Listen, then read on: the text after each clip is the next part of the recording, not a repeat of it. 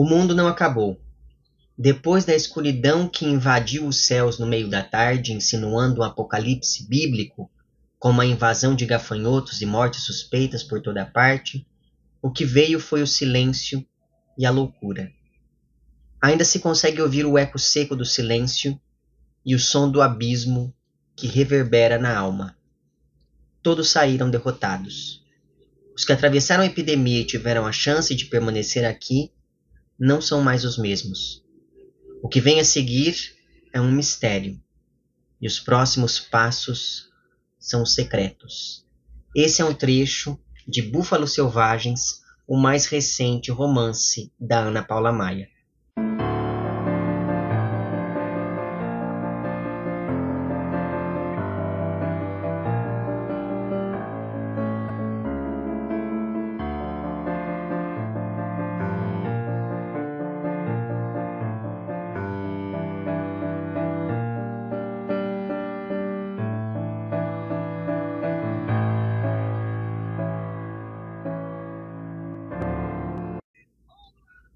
Muito bem. No vídeo de hoje nós vamos falar um pouco sobre Búfalos Selvagens, que é um romance da Ana Paula Maia que foi publicado agora em agosto de 2024 pela Companhia das Letras, que inclusive foi quem me enviou aqui este exemplar que eu tenho em mãos. Esse é o 9º romance da autora e ele é também o livro que encerra a chamada Trilogia do Fim, que começou em 2018 com a publicação de Enterre Seus Mortos, ao qual se seguiu em 2021 de Cada 500 Uma Alma. Eu já tenho uma playlist onde constam comentários meus para esses e para vários outros romances da autora, e eu vou deixar o link para essa playlist na descrição do vídeo. Então, caso você não tenha visto esses meus outros comentários, eu sugiro que você veja, na medida em que, de maneira geral, a obra da Ana Paula Maia é composta por livros que sempre conversam muito entre si. Então é interessante ter um olhar um pouco mais panorâmico também sobre a obra dessa autora para a gente entender um pouquinho cada um desses livros separadamente. Mas enfim, focando um pouco os meus comentários iniciais nesses livros da trilogia do fim, no primeiro deles, que é o Enterre Seus Mortos, nós tínhamos como protagonistas o Edgar Wilson, que é um personagem recorrente nos livros da autora, e para além dele, nós também temos o Tomás, que é um padre que foi excomungado e atualmente trabalha recolhendo animais mortos pelas estradas, junto com Edgar Wilson. Esse segundo personagem nos foi introduzido pela autora aqui no romance de 2018. Toda essa localidade em que os dois transitam parece ter sido abandonada pelo poder público, o que acabou abrindo espaço para que uma religião mais institucionalizada fosse tomando conta de tudo. Então, não é infrequente que esses personagens se deparem com pastores e fiéis transitando pelas estradas em que eles caminham ali procurando, né, esses animais mortos. Além disso, várias vezes ao dia caem destroços lançados por uma pedreira que fica ali naquela região, o que acaba sendo mais um risco em todo esse lugar, em todo esse ambiente, que por si só já é bastante hostil. Já no segundo romance, o de Cada 500 Uma Alma, para além do Edgar e do Tomás, do romance anterior, há também o Bronco Gil, que já é um personagem conhecido pelas outras obras da Ana Paula Maia, na medida em que ele já havia aparecido antes aqui em De Gados e Homens e também em Assim na Terra como Embaixo da Terra, livro no qual ele é protagonista. E é muito significativo que a autora tenha recuperado esse personagem desses outros dois romances aqui, tendo em vista que é a partir desses dois outros livros que os temas do mal e da violência, que sempre foram abordados pela autora de maneira bastante naturalista, ou, como eu disse no meu vídeo sobre o de Cada 500 Uma Alma, de maneira bastante tarantinesca, né, em livros como, por exemplo, aqui, A Guerra dos Bastardos, ou então o Carvão Animal e as duas novelas de Entre Rinhas de Cachorros e Porcos Abatidos, em todos esses livros há uma discussão sobre o mal, há uma discussão sobre a violência, mas a partir de contornos um pouco mais sociais, digamos. E esses dois temas, eles ganham contornos cada vez mais sobrenaturais a partir principalmente desses dois romances aqui, do De Gados e Homens e do Assim na Terra como Embaixo da Terra.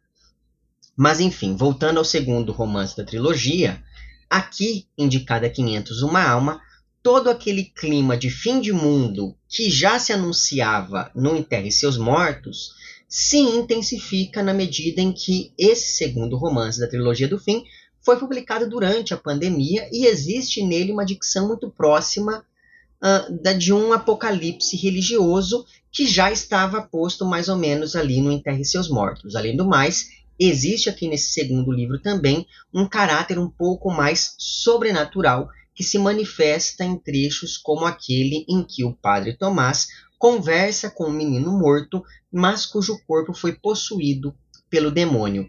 E em meio a esse cenário de colapso total, os personagens faziam ali o trabalho sujo que ninguém quer fazer, mas que é necessário para a manutenção da ordem social, ao mesmo tempo em que iam aos poucos se deparando com situações cada vez mais estranhas e inexplicáveis que culminam em uma última cena, que é, enfim, o trecho que encerra o romance, e nesse trecho esses personagens são engolidos por uma escuridão total que cobre todas as coisas. É muito importante dizer também que nesses dois romances anteriores da trilogia, a autora estabeleceu, eu vou falar um pouquinho melhor disso depois, mas eu já vou me adiantar um pouco, a autora estabeleceu aqui nesses dois romances anteriores um diálogo muito próximo com o texto bíblico, diálogo esse que se manifesta até mesmo nos títulos de ambos os romances. Uma vez que Enterre Seus Mortos é um título que faz referência a um trecho dos evangelhos, ao passo que De Cada 500 Uma Alma é um título que faz referência a uma passagem do livro de Números lá no Antigo Testamento. E isso nos leva finalmente aqui a Búfalos Selvagens, que é um livro meio estranho, a começar porque desde o título ele já se afasta um pouco dessa proposta bíblica, digamos assim. Mas essa estranheza também se deve ao seguinte motivo. Se por um lado os livros da autora sempre foram interligados, ainda que se mantendo independentes, ou seja, você pode muito bem ler as novelas aqui do Entre Rinhas de Cachorros e Porcos Abatidos e entendê-las em sua concretude. Agora, se você as lê e depois lê aqui o Carvão Animal, aí depois você vem aqui para o De Cada 500, para o De Gados e Homens, aí depois você vem aqui para o Assim na Terra como Embaixo da Terra, se você for lendo os livros todos da autora, você começa a perceber esses personagens que se repetem, esses motivos que retornam a partir de outros pontos de vista, e isso acaba agregando muito a leitura. Daí essa ideia de que os livros são interligados, ainda que cada um funcione muito bem independentemente. Este novo livro, porém, o Búfalos Selvagens, depende demais dos livros anteriores, pelo menos do meu ponto de vista. Então, por mais que se diga que é possível sim ler este livro sem ter lido os outros, eu não sei se isso é bem verdade ou tão verdade assim. E aí aqui eu vou citar alguns exemplos de como esse livro se liga aos demais. Novamente, essas ligações, essas conexões, elas aparecem por meio de referências a coisas que aconteceram nos livros anteriores, coisas até laterais mesmo. Só que essas referências acontecem de maneira tão abundante que eu fico imaginando que uma pessoa que não tenha lido os livros anteriores da autora, principalmente esses dois aqui, né, da trilogia do fim, talvez olhe para todas essas referências e pense que elas são pontas soltas, quando na verdade elas não são. Né? Então, por exemplo, em dado momento, aqui em Búfalos Selvagens, aparece um policial que cita um evento do livro anterior, evento esse que demonstra o quão corrupta é a polícia dessa região aqui, e isso é um tema importante aqui também. Além disso, os búfalos do título já tinham sido citados antes, desde Enterre Seus Mortos, né, quando um taxidermista pede que o Edgar Wilson casse um búfalo e leve para ele empalhar. Por quê? Porque a história ela se passa em uma região que, como eu disse, é uma região meio abandonada. Tem ali uma mata próxima do lugar onde os personagens transitam. E aí, nessa mata, há búfalos selvagens andando, vagando. E aí esse taxidermista pede que o Edgar Wilson casse um desses búfalos para ele. Inclusive, o motor da narrativa aqui de Enterre Seus Mortos começa justamente quando, ao estar ali em uma dessas matas, o Edgar Wilson se depara com o cadáver de uma mulher e aparentemente essa mulher foi morta em um contexto ritualístico, né, devido às condições do cadáver. Né? Mas enfim, voltando aqui a esses elementos que ligam bastante o Búfalo Selvagens aos outros romances da autora. O próprio Edgar Wilson, ele cita coisas como um cachorro que ficava em um posto de gasolina, ou então uma ponte inacabada que leva para lugar nenhum, que são eventos que apareceram tanto aqui em Enterre Seus Mortos quanto em De Cada 500 Uma Alma. Outra coisa, parte da narrativa aqui do Búfalo Selvagens se passa em um matadouro que fica no Vale dos Ruminantes e próximo ao chamado Rio das Moscas. E isso estabelece uma geografia que vem sendo construída na obra da Ana Paula Maia desde, pelo menos, De Gados e Homens. Né? Então, essas citações, essas referências, elas até extrapolam um pouco aqui essa trilogia do fim. E aí, sobre essa geografia que a autora vai criando nessas suas obras, ela sempre está ligada a uma ideia de fronteira. Se não me engano, eu até já falei um pouco sobre isso em alguns desses meus vídeos anteriores acerca das obras da autora. Sempre parece que esses personagens estão circulando ali em um lugar fronteiriço, em um lugar que não chega a ser necessariamente o Brasil, mas também não é um outro país. E talvez essa minha impressão se deva ao atraso e ao abandono que geram, então, essa sensação de que os personagens vivem em um não lugar, um lugar que não é cuidado nem por um país nem por outro. Talvez essa minha sensação se deva ao fato de que essa onipresença das estradas reforça que essa é uma região de passagem, ainda que os personagens permaneçam nela, mas o fato é que aqui em Búfalos Selvagens, essa impressão, né, de que tudo se passa em um lugar de fronteira se reforça em momentos como aqueles em que é dito que a rádio toca músicas paraguaias de vez em quando. Então, ou tudo se passa no Paraguai, o que eu acho pouco provável, ou então essa região fica ali mesmo na fronteira entre o Brasil e Paraguai. Mas veja, essa é uma referência aos outros livros, que é uma referência que funciona para manter a individualidade aqui do Búfalo Selvagens, né?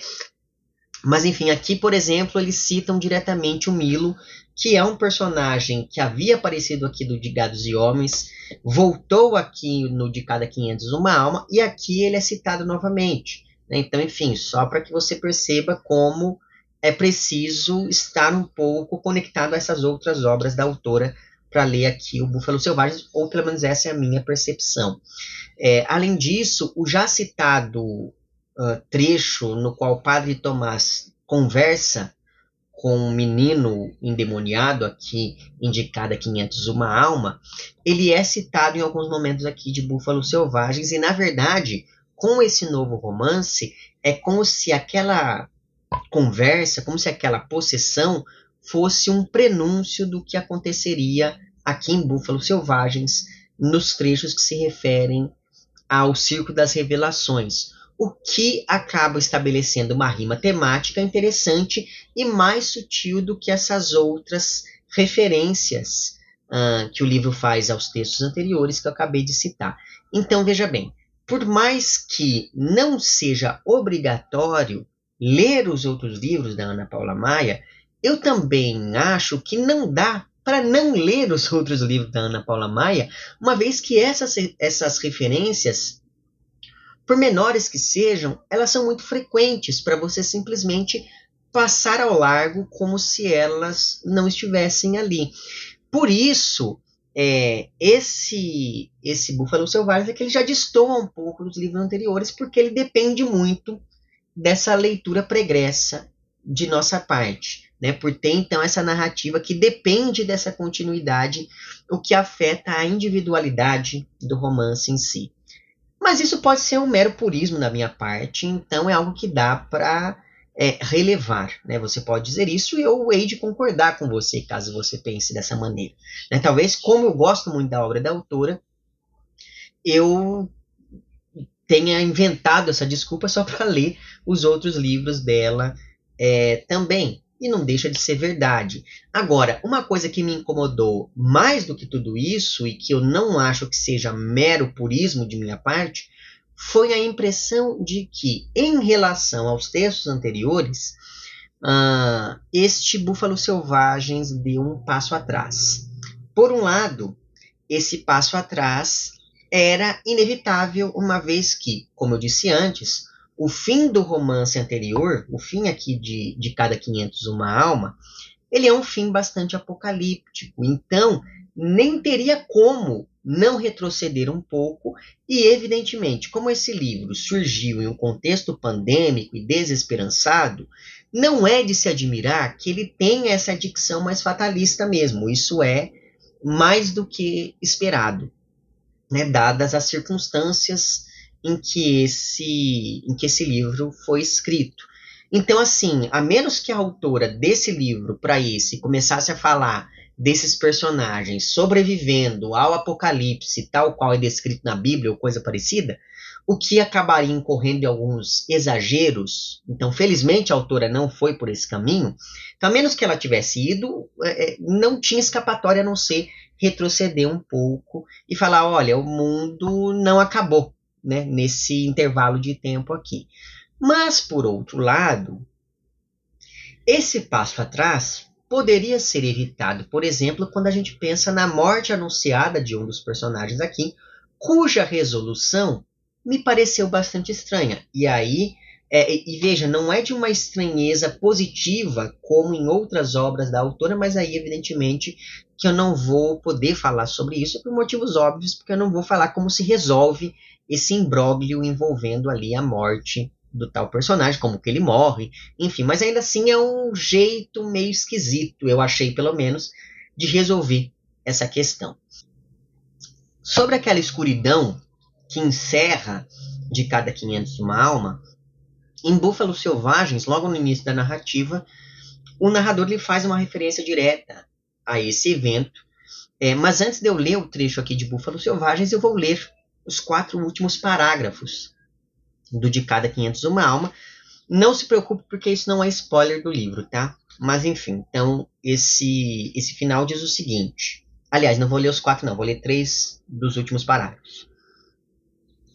O vento começa a soprar com vigor, trazendo para perto deles uma espécie de tempestade de areia que encobre o sol e a razão, que oculta qualquer sentimento de esperança. A luz do dia começa a cair rapidamente. É a escuridão que se aproxima e não um anoitecer uniforme e lento. É como se a terra estivesse sendo engolida, devorada afoitamente, indo parar nos abismos de um Deus, nas entranhas de onde tudo se originou. No princípio havia escuridão, talvez no fim também haja somente isso. Então é assim que se encerra aqui o De Cada 500 Uma Alma. Veja, como eu disse, é um final que ele é muito mais ligado a um cataclisma bíblico e apocalíptico do que a um mero fenômeno atmosférico, né? Agora, veja só o que é dito sobre esse mesmo evento aqui na página 16 do Búfalos Selvagens. A escuridão que engoliu a terra, levando-a para os abismos de um Deus, era apenas o acobertamento do sol pela fumaça das queimadas severas que sitiaram os povoados e que avançaram até as florestas fazendo com que o fogo lambesse tudo que estivesse à sua frente, parando apenas quando chegou ao mar. Ventos de toda parte convergiram, formando nuvens densas que por 3 dias impediram o sol de brilhar sobre a terra, provocando na sequência uma chuva escura que lavou os resíduos poluentes do ar. Parecia que toda a imundície da terra, uma vez levada aos céus, estava caindo sobre nossa cabeça, como um expurgo e uma maldição. Veja, por mais que aqui se tenha uma referência aos 3 dias que podem, enfim, recuperar uma simbologia bíblica, etc e tal, que é interessante, isso não é explorado aqui, mas ainda assim isso está posto textualmente. Mas apesar disso, perceba que esse trecho que eu acabei de ler, ele reduz aquele fenômeno do fim do outro romance a algo assim, foram as queimadas que fizeram ali uma fumaça que taparam toda a luminosidade. O que de fato não deixa de ser um pouco apocalíptico, né? Inclusive, nesses últimos dias, há uma recorrência em queimadas em todo o Brasil, e isso para mim é um sinal claro de que o mundo está acabando, mas enfim, ou pelo menos o Brasil está acabando. Mas ainda assim, tira-se toda aquela grandiosidade bíblica que o final do outro livro indicava. E aí, aos poucos, nós vamos percebendo como esse evento afetou cada um desses personagens aqui, né? Esse evento que durou ali esses 3 dias. O Edgar Wilson está tentando tocar a vida, ainda que ele tenha percebido que o governo tentou varrer para baixo do tapete toda a matança cometida pelos militares no romance anterior. Isso porque aqui a narrativa ela se passa durante uma epidemia de uma doença que não é nomeada em momento algum, mas que, enfim, estabelece claros paralelos com a pandemia de Covid. E aí, como o nível da infecção é muito alto, os militares e o governo começaram a matar as pessoas infectadas e, assim, com isso, eles foram dizimando vilarejos inteiros nessas regiões que tinham sido abandonadas pelo poder público, como eu disse antes. E aí o que acontece? Como não havia ali ninguém que fiscalizasse esse trabalho, os militares saíam matando todo mundo, e aí depois eles tentaram encobrir toda essa história, e a gente fica sabendo disso aqui no começo de Búfalos Selvagens. Além disso, no começo desse romance, a gente fica sabendo também que a pedreira, que funcionava a todo vapor no Enterre Seus Mortos, e que havia parado de funcionar durante a epidemia aqui do De Cada 500 Uma Alma, essa pedreira voltou a funcionar e oferece novos riscos às pessoas que vagam pelas estradas. Tanto é assim que agora, para além de corpos de animais, o Edgar e o Tomás também podem recolher corpos humanos, uma vez que não é incomum que alguém seja atingido pelos destroços da mina, porque essa mina ela estoura em vários momentos do dia, e aí nesses momentos você tem, sei lá, 1 minuto para se abrigar em algum lugar. Só que aí quem está passando pela região, mas não sabe disso, acaba se ferindo durante essas explosões, né? Porque voam pedras para todo lado. Isso sobre o Edgar Wilson. O Tomás continua sendo perseguido, digamos assim, pela sensação de terror que ele sentiu no livro anterior, quase como se algo estivesse prestes a acontecer o tempo todo. Então, é a partir da sondagem psicológica desse personagem que nós percebemos uma tentativa geral das pessoas de viver um novo normal que envolve, dentre outras coisas, criar novos mapas rodoviários para poder, de fato, esquecer aqueles povoados que foram dizimados e deixar para trás aquelas várias mortes em massa. Enquanto isso, o Tomás diz que tudo morreu, mas parece que as coisas continuam vivas, né? Então, em vários momentos ele diz, olha, tudo está morto, ainda que pareça vivo. E essa é uma frase ótima, não só por todo esse contexto de nova normalidade, mas também porque ela recupera o trecho do menino endemoniado aqui, do De Cada 500 Uma Alma, que é isso, é uma pessoa que está conversando, que está falando, só que ela está morta, então, ainda que pareça viva, ela está morta. E, ao mesmo tempo, essa reflexão do Tomás já prepara terreno para todas as bizarrices que acontecem no Circo das Revelações aqui em Búfalos Selvagens. Então o Tomás é o personagem que melhor traduz a sensação de que o fim ainda não acabou e não existe esperança para ninguém, né? Que esse fim ele não é algo que acontece de uma vez, ele está acontecendo aos poucos. E aí finalmente nós temos o Bronco Gil, que no início do romance ele não aparece, e aí a gente fica sabendo que durante aquela escuridão de 3 dias ele desapareceu. Na verdade, no segundo dia já não foi mais possível vê-lo em meio àquela escuridão. Então, de início, a gente não sabe se ele morreu ou não. Só que agora, né, acho que no segundo ou terceiro capítulo do romance, ele volta depois de um tempo desaparecido. E com ele veio também o tal Circo das Revelações, ao qual ele se juntou depois de receber a revelação sobre como ele iria morrer. E aí eu não vou dizer como que ele recebeu essa revelação, mas enfim. O fato é que ele está sabendo disso e aí ele ficou tão impressionado que resolveu se juntar a esse circo e agora voltou aí para essa região do Vale dos Ruminantes. Postas essas coisas, os 2 eventos que vão dar início à narrativa de Búfalos Selvagens são os seguintes. O primeiro evento é que, enquanto trabalha nas estradas recolhendo animais mortos, o Edgar encontra o corpo de um palhaço chamado Huracan. De início, tudo leva a crer que esse palhaço foi atingido por uma pedra dessas da explosão da mina, só que aos poucos fica cada vez mais evidente que ele foi assassinado, né? E aí, para poder saber um pouco sobre isso, sobre quem é esse palhaço, etc e tal, o Edgar decide ir com o Tomás e com o Bronco Gil até o Circo das Revelações para tentar descobrir não apenas sobre quem é o palhaço, mas também para tentar descobrir alguma coisa que possa indicar quem é o assassino. E esses personagens fazem isso porque, como eu já disse antes, a polícia não trabalha tão bem assim aqui em Búfalos Selvagens. A polícia ela segue alguns interesses bastante escusos, digamos assim. E aqui é que entra a parte romance policial, investigação policial da trama, né? E, aliás, a morte de um palhaço é bastante simbólica nesse mundo que parece estar no início do apocalipse em grande parte da narrativa, né? Mas, enfim, esse é o primeiro evento, então, que coloca a narrativa em movimento.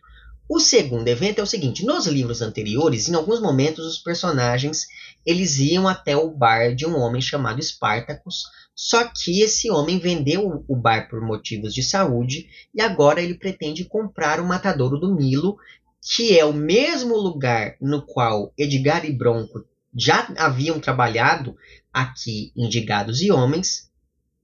E esse matadouro também serviu de cenário para a chacina que aconteceu aqui em De Cada 500 Uma Alma, porque nesse matadouro foi instalada uma base militar para a qual eram levadas as pessoas infectadas com a tal doença. Então agora, Edgar, Bronco e Tomás deixam de recolher animais mortos nas estradas e simbolicamente dão um passo atrás também, tal qual o resto da narrativa, porque antes eles recolhiam os animais mortos e agora eles é quem vão abater esses animais, que no caso não serão mais bois, mas sim os búfalos. E aí uma coisa muito importante sobre esse tal Spartacus é que desde o início ele age de um modo muito estranho o tempo todo. É como se ele estivesse com medo de alguma coisa, desconfiado por algum motivo, escondendo alguma coisa dos outros personagens. E aí esse algo que faz com que ele esteja tão desconfiado só se revelará mais adiante da narrativa, então não vou entrar em maiores detalhes. E aí então esses personagens voltam ao tal do Matadouro do Milo, e esse espaço do Matadouro é interessante por 3 motivos. Primeiro deles, assim que esses homens chegam ao Matadouro, eles ficam sabendo que o Milo morreu durante a epidemia, e agora quem cuida de tudo ali é a Rosário, viúva do Milo. E essa mulher ela é bastante rígida e também sente, a exemplo do Padre Tomás, um clima meio estranho se espalhando pela região.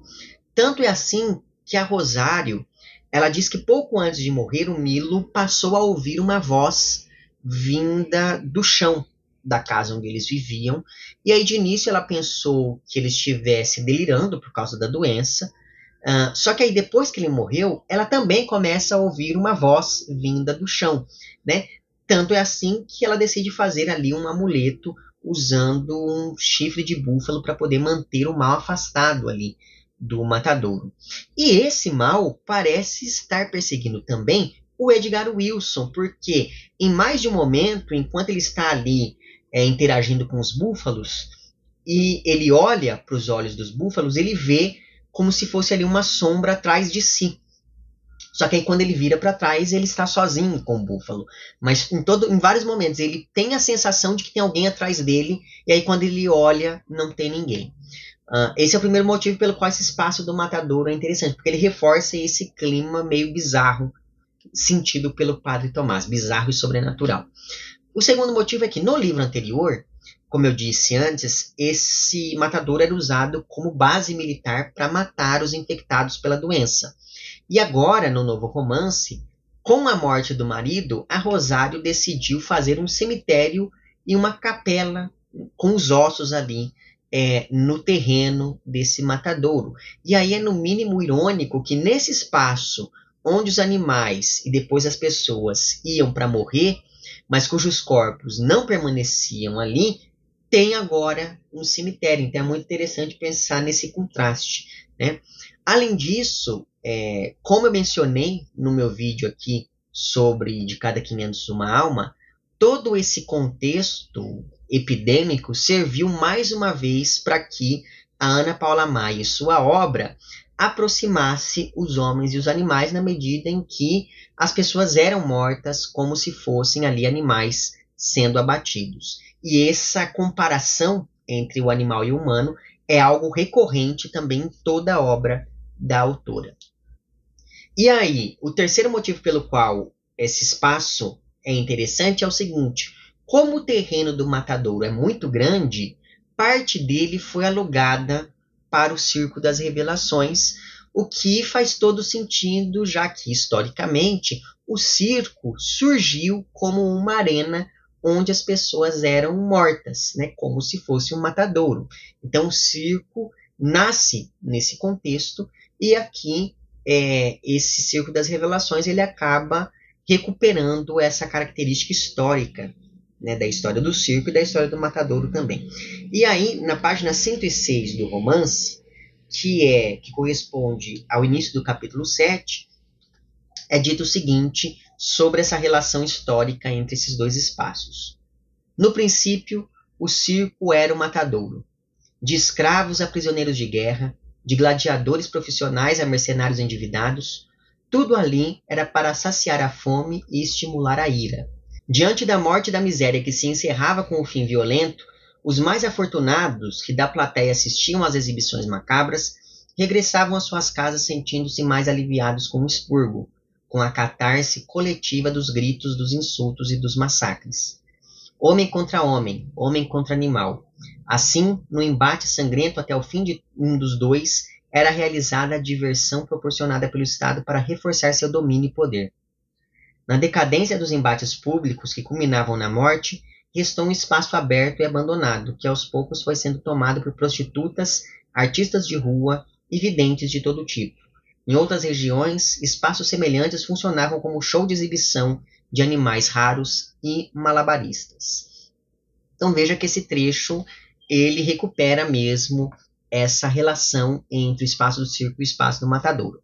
Mas esse Circo das Revelações é interessante não só por se reaproximar do matadouro, mas também porque é dele que vem grande parte dos elementos de horror que vão estar presentes aqui nessa narrativa, conforme esses protagonistas tentam entender quem foi que matou o Huracan, que é o palhaço, e o porquê disso ter acontecido. Ao investigar isso, o Edgar se depara com algumas versões bastante contraditórias entre si. Então, de um lado, nós temos o Mendonça, dono desse circo, que chegou a ameaçar o palhaço de morte em uma briga, e há várias testemunhas disso. E aí, por isso mesmo, O Mendonça alega que alguém matou o Huracan para incriminá-lo. E esse alguém, segundo Mendonça, é Verena, a trapezista do circo que, em algum momento do passado, teve um caso com o Mendonça e aí ela foi obrigada a abortar e agora queria vingança ao incriminá-lo. E em troca, o Mendonça ele manda matar essa moça justamente para não ter que conviver o tempo todo com essa ameaça que ela representa caso continue viva ali, porque vai que ela tenta novamente fazer alguma coisa contra ele. Do outro lado, nós temos a versão da própria Verena, que, além de trapezista no circo, é também a única filha e herdeira do sócio do Mendonça, e esse sócio morreu de um jeito meio estranho, meio suspeito. Então acredita-se que ele tenha sido assassinado. Desse modo, segundo a Verena, o Mendonça quer incriminá-la e matá-la, porque ela é a única herdeira do tal sócio, e aí, fora do caminho, isso faria do Mendonça dono de 100% do circo. Então, é interessante para ele que aconteça alguma coisa ali com a Verena. Mas, se a versão da trapezista é verdadeira, o que o palhaço tem a ver com tudo isso, não é verdade? O que acontece é que aquela tal briga entre o palhaço e o dono do circo aconteceu porque o palhaço queria fugir com uma moça que trabalha ali no circo, chamada Azalea, e ela não apenas é a grande atração do circo, como também é, segundo o próprio Mendonça, filha do dono desse circo. Então, segundo a Verena, para que esse casal não fugisse, para que a filha ou a suposta filha e o Huracan não fugissem, o Mendonça teria matado esse palhaço para evitar prejuízos maiores, uma vez que todo mundo ia ao Circo das Revelações única e exclusivamente para ver a apresentação da tal da Azalea. E a história dessa estrela circense é mais um mistério na narrativa. Porque, segundo Mendonça, essa moça é filha dele. E aí, um pouco antes da pandemia, ou da epidemia, aqui do livro anterior, essa moça ficou doente e morreu.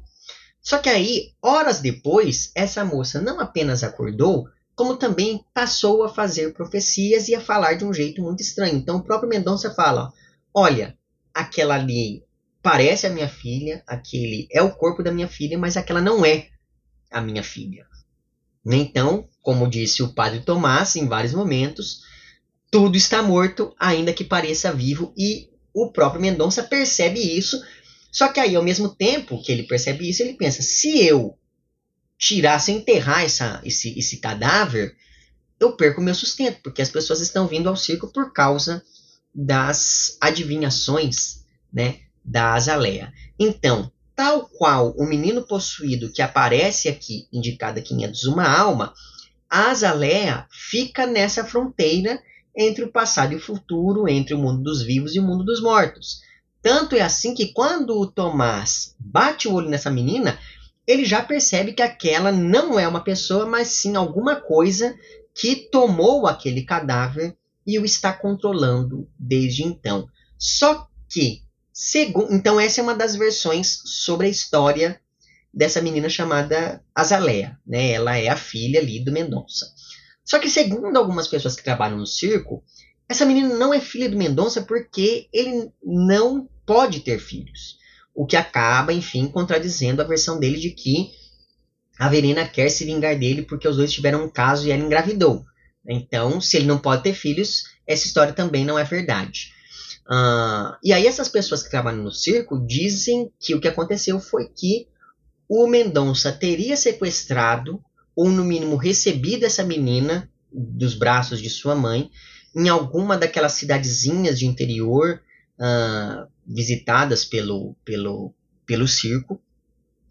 E desde então ele vinha explorando os poderes mediúnicos dessa menina, quase como se ela fosse mais um dos animais ali do circo. E aí agora, para você saber a verdade sobre essa moça, você vai ter que ler o livro, porque sim, essa verdade é revelada em algum momento.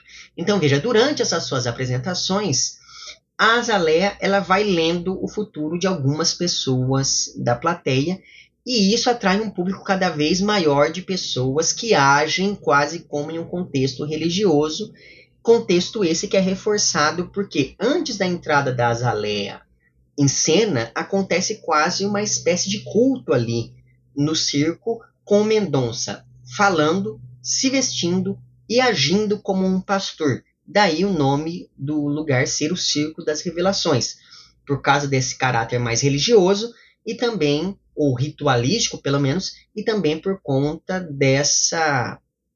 desses poderes da Azaleia.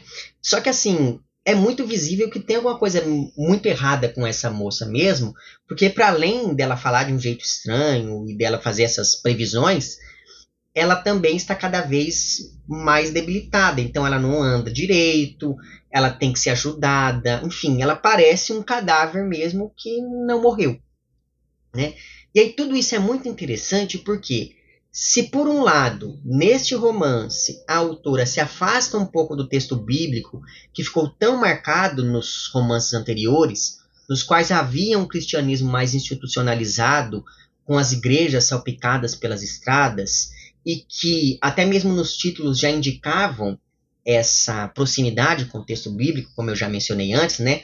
Enterre seus mortos e de cada 500 uma alma são versículos bíblicos, ao passo que esse diálogo já não fica tão evidente aqui desde o título, né, de Búfalos Selvagens. Por outro lado, nesse novo romance, a partir desse espaço do circo, a narrativa se aproxima de um misticismo popular que oscila entre o sagrado e o grotesco. E essas imagens do grotesco se refletem a partir de alguns elementos. Primeiro deles, o grotesco se manifesta em todo o tom farsesco desse circo da fé, que contrasta bastante, por exemplo, com a seriedade do Enterre Seus Mortos. Aqui, esse ritual religioso é uma coisa muito séria, ao passo que aqui esse ritual religioso acontece literalmente em um circo, né? Segundo elemento grotesco, no escritório do Mendonça tem um daqueles quadros, eu não sei se vocês se lembram de quadros assim, mas eu me lembro que quando eu era criança era muito frequente encontrar quadros desses nas casas das pessoas, e eu sempre tinha uma sensação de estranhamento. Não chegava a ser um medo, mas era uma estranheza em relação a esse tipo de quadro. Antigamente tinha uns quadros de santo, e eu não sei porque eram só quadros de santo que faziam isso, ou pelo menos eu não me lembro de outras personalidades fazendo isso também, mas antigamente existiam quadros de santo que, dependendo do ângulo que você olhava, parecia que o santo estava te acompanhando com os olhos, ou então parecia que o santo estava piscando, e porque o quadro ele era feito com algum material que dava essa ilusão de ótica. Então, se você olhasse e se movimentasse, o santo piscava e mexia os olhos, que eu achava uma coisa muito estranha. E tem um quadro desse aqui no escritório do Mendonça, e esse quadro ele é descrito quase como algo grotesco também. Outro elemento ligado ao grotesco aqui aparece no modo como os palhaços são descritos como quase humanos em alguns trechos, e o mesmo é válido para a presença de um anão que circula ali pelo circo e também ganha descrições interessantes e ligadas ao grotesco. Além disso, o grotesco também surge a partir desse rebaixamento de algo elevado. Então, as profecias bíblicas dos livros anteriores são aqui substituídas por essas previsões da Azaleia. Mas talvez o elemento mais grotesco de todo o romance seja a apresentação do Boris, que é, enfim, mais uma das atrações ali do círculo. E aí, a identidade do Boris demora a ser revelada, assim como também demoram a revelar o que é que ele faz no circo. E isso acaba gerando ali algum suspense. Então, talvez o que eu vá falar aqui agora seja spoiler. Por isso eu vou colocar aqui na tela uma marcação de tempo. Caso você não queira saber quem é Boris e o que ele faz, pule para essa marcação que vai aparecer aqui na tela. Ou então prossiga agora por sua conta e risco. Antes de eu falar quem é o Boris, uma coisa importante. Desde aqui do Entre Rinhas de Cachorros e Porcos Abatidos, sempre aparece nos textos da Ana Paula Maia algum animal que age de um jeito estranho, e aí você não sabe se esse animal está maluco, se esse animal está doente, se esse animal está possuído, você não sabe o que acontece. Pois bem, o Boris aqui do Búfalos Selvagens é um galo que se apresenta ali junto com a Azaleia. Só que ele é um galo sem cabeça. E aí ele é um galo que foi decapitado, mas que continua vivo, andando por entre o público, sem a cabeça, como se fosse um galo normal. E isso por si só já cria uma imagem muito impressionante, né? Só que mais impressionante do que o galo Boris é saber que esse personagem é baseado em fatos. Por quê? Durante setembro de 1945 e março de 1947, ou seja, nós estamos falando aí de 1 ano e meio, um galo nos Estados Unidos chamado Mike ficou andando sem a cabeça depois de ter sido decapitado pelos seus donos. E o caso foi ficando tão famoso e tão estranho que, de fato, esses donos chegaram a se apresentar com esse galo em um circo durante um tempo. Se você procurar aí no Google Galo Mike sem cabeça, você vai encontrar informações a respeito, você vai encontrar toda a história desse galo. Eu não vou deixar nenhum link na descrição, porque vai que alguém tenha pulado esse trecho e aí vai ver o link e vai ligar uma coisa com a outra, tá? Então, procure aí por sua conta a história do Galo Mike. Mas voltando aqui ao romance, ao se deparar então com a Azaleia e com o Boris, o Edgar Wilson decide dar um fim a toda essa história e ele vai se envolvendo cada vez mais nessa trama bizarra e grotesca. Tudo isso acaba sendo, toda essa movimentação da trama surge a partir então desses elementos grotescos em meio às revelações do tal circo. E aí, para você saber como essa narrativa se desenvolve a partir daí, você vai ter que ler o romance, porque eu não direi mais nada.